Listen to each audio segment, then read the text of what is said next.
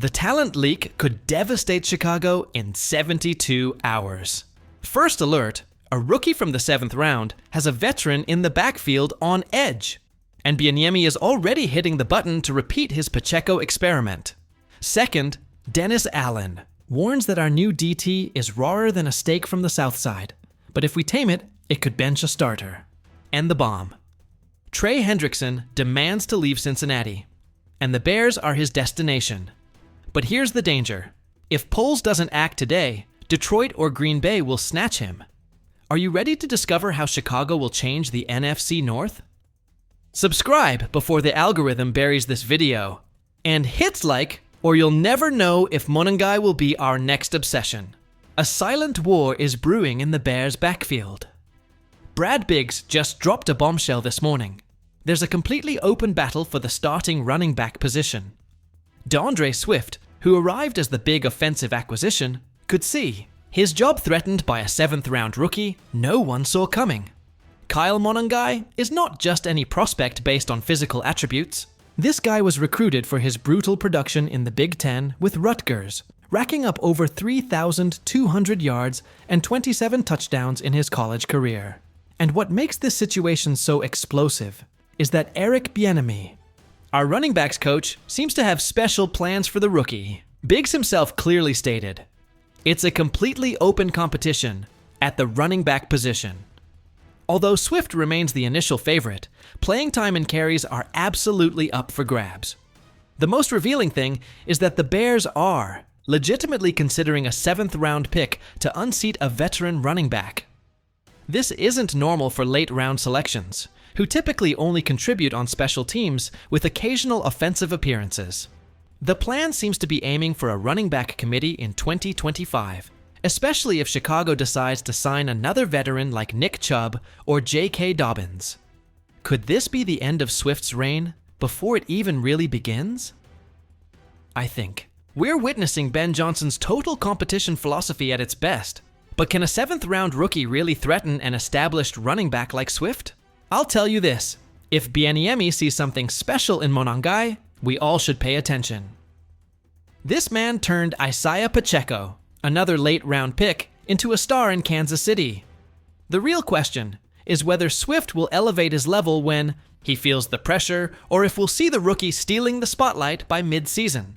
Mandatory training begins soon, from June 3rd to 5th, and that's when this battle will really take shape. Swift needs to impress right now if he wants to secure his role as the main running back of this offense. After selecting offensive players with their first 3 picks of the 2025 draft, the Bears finally turned towards defense with their 62nd overall pick. Now, defensive coordinator Dennis Allen has the task of molding Shamar, Turner to fit him into his revamped defense. The rookie minicamp gave Allen the first chance to evaluate all the rookie defenders on the Chicago roster. And although it was just the first step of the offseason program, without the complete team present, Allen at least got his first impression of what his next generation of defenders has to offer.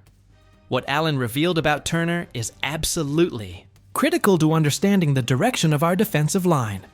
The initial plan is to develop him as a defensive tackle before even considering trying him as an edge rusher. The first thing we need to do is position him as a defensive tackle and let him learn there, develop there, both as a 3 technique and nose tackle, and then we'll worry about seeing that flexibility, Allen explained. The most fascinating thing is the raw assessment Allen made of Turner. I think we'll have to saddle him up and tame him a bit, but we'd rather have to pull the reins back than have to spur him to move forward. This reflects the explosive potential they see in him.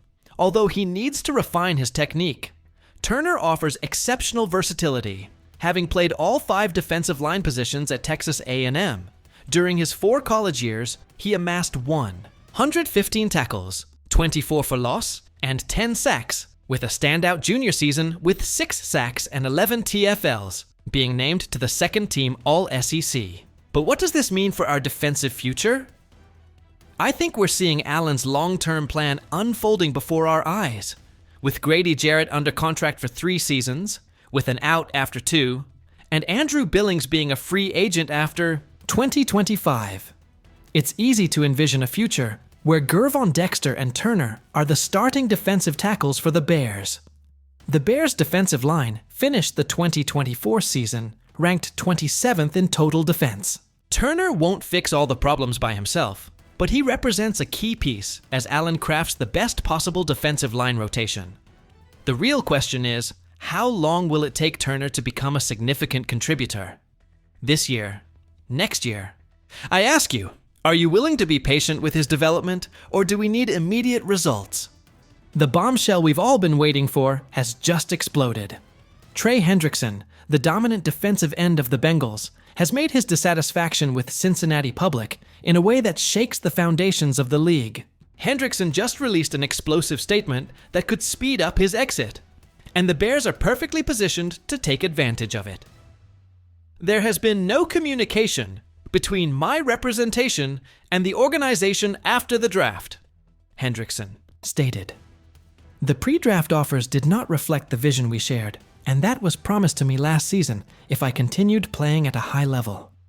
The coaches are aware of these past conversations. And here comes the most shocking part.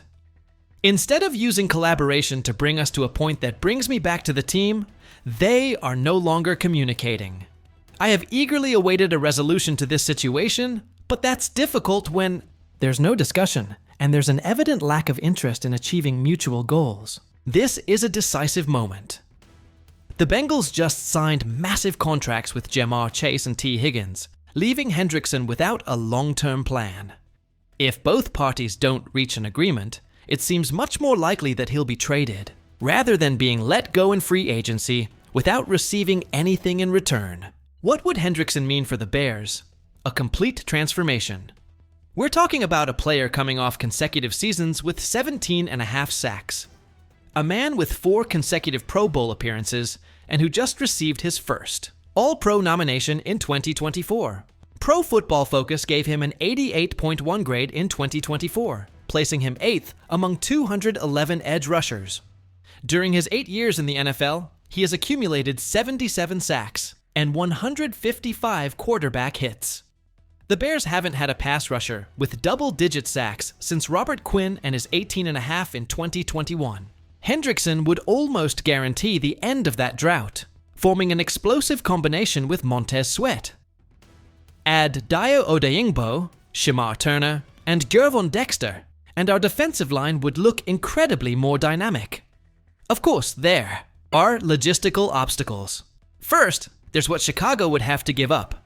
Although Hendrickson is a proven product, a second or third round pick is still a steep price for a team that is still building the foundation of its franchise. Moreover, if the Bears were to acquire Hendrickson, they would need to sign him to a long-term contract. Based on their off-season moves, Chicago has just over $6 million available, according to Over the Cap. I believe this is the moment for Ryan Poles to show his aggression. The Bears finished their 2024 campaign with 40 sacks, more than 15 other teams, but Montez Sweat led the team with just 5.5.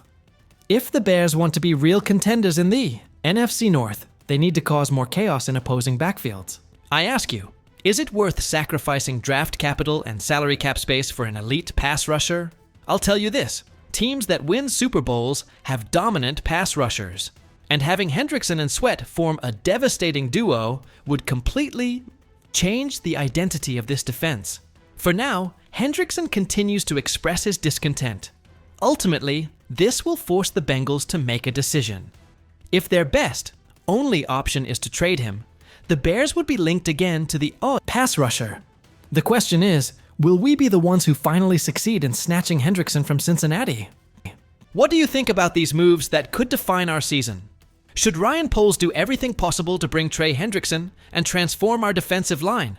Or is it better to preserve our draft picks to keep building the young core? Regarding our backfield battle, do you think Kyle Monangai really has a chance to challenge DeAndre Swift? Or is this just a tactic to motivate our star running back? Your opinions are crucial to this debate. And finally, how long do you think Shamar Turner will need to develop into a dominant defensive tackle in the NFL? Are we willing to wait? Don't keep your opinions to yourself. Leave your comments below and be part of the most passionate NFL community.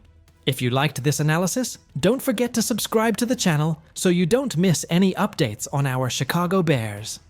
Activate that bell to receive instant notifications of every new video we upload. We are a family, and each of you is an essential part of this community. Bear down and see you in the next video.